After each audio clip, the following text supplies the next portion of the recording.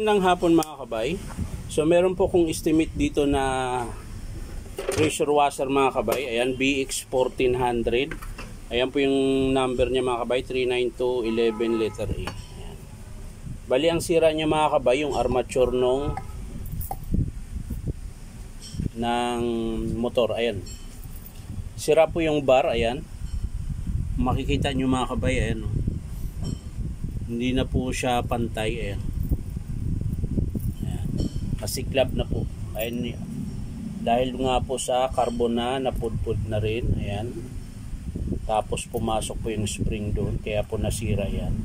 Ang problema nito mga kabay, pag nasira po itong motor, kasama na po yan buo. So motor in pump yung estimate ko dyan. So yan mga kabay. Pinaandar ko na po to kanina. Kaso lang, medyo masiklab lang po siya talaga. So susubukan ko paandarin ulit mga kabay. So yan mga kabay, susubukan po natin.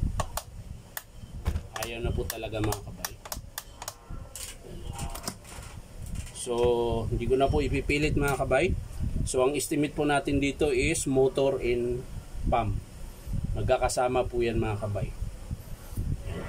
So hindi ko na po ipapakita sa inyo mga kabay kung paano buuin. Papakita ko lang sa inyo mga kabay kapag in-approve ito ng customer.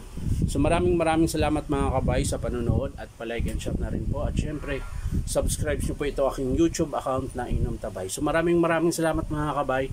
Bye bye.